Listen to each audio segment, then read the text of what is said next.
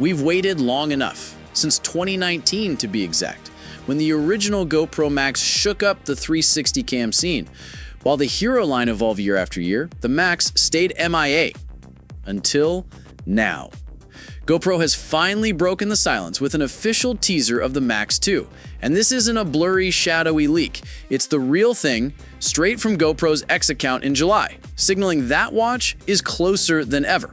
So in this video, we're breaking down what the Max 2 could offer, what GoPro must nail to make it worth your money, how much it might cost, and when you can expect to grab one.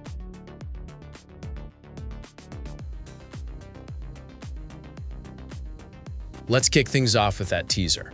It dropped on GoPro's official account on July 6th, and they didn't try to hide a thing. The GoPro Max 2 is right there in clear view, giving us a few big takeaways.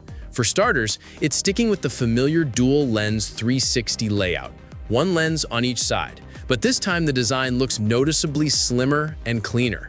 The body feels more modern, less chunky, and way more travel-friendly. That likely means it's also lighter, which is a big deal if you've ever tried strapping the original Max onto a helmet or bike and felt the weight. From that one sneak peek alone, the Max 2 looks like it's been upgraded for today's action cam expectations. More stylish, more compact, and hopefully more intelligent. As for specs, GoPro hasn't confirmed anything yet, but based on tech trends, rival cameras, and GoPro's own track record, we can already start building some pretty realistic expectations. Let's talk resolution first. The original Max maxed out at 5.6K for 360 videos, which was impressive back in 2019. But it's 2025 now, and Insta360's new X5 just launched with 8K capture, setting a much higher standard. So there's a strong chance GoPro will respond with 8K too, not just to compete, but to give creators sharper, more flexible footage they can crop and reframe without losing detail. Now on to features. The buzz is that GoPro might finally bring in AI-powered auto-framing, meaning you shoot once and the camera or app automatically picks the most interesting angles, tracks motion, and frames subjects for you afterwards. That's a game changer because it makes 360 video way easier for regular users, not just tech enthusiasts. Object tracking is another thing we're practically expecting at this point.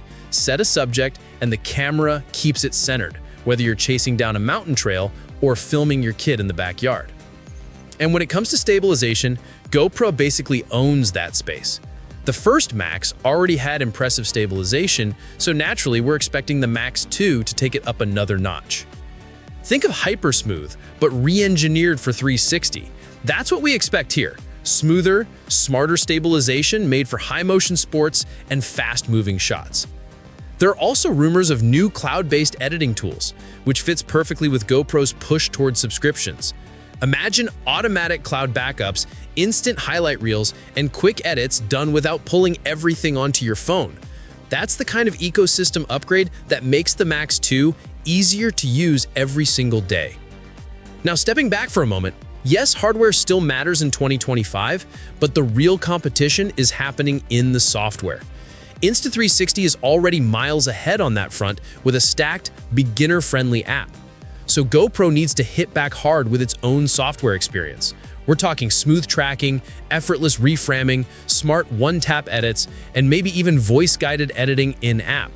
That's where AI could become a huge selling point for this release. Smart auto-framing, predictive highlight cutting, even shot suggestions based on movement. If GoPro gets that right, software might be the exact reason people pick this over Insta360's X5. Now, let's talk rivals, because right now, Insta360 is clearly running the show. Their X3 made a splash, and the X5 took things to another level with 8K 360 video, crisp visuals, a fantastic app experience, and a launch price of just $549. That's the marker GoPro has to beat. If the Max 2 comes in with 8K, even better stabilization, smoother integration with GoPro's subscription perks, and maybe solves heating or battery issues, it could not just compete, but potentially take the lead. That said, Insta360 has been moving fast, while GoPro has stayed quiet in this category, so the pressure's on. This feels like GoPro finally stepping back into the ring and saying, okay, our turn now. As for release timing, the teaser dropped in early July, and GoPro isn't known for dragging things out. They usually reveal and release within a tight window. That puts the Max 2 most likely in an end August to early September 2025 launch, lining up perfectly with GoPro's usual launch pattern and giving it time to build hype heading into the holiday season. We're only a few weeks out now, which brings us to the touchiest topic, price. The original GoPro Max launched back in 2019 at $500 and now sells for around $370.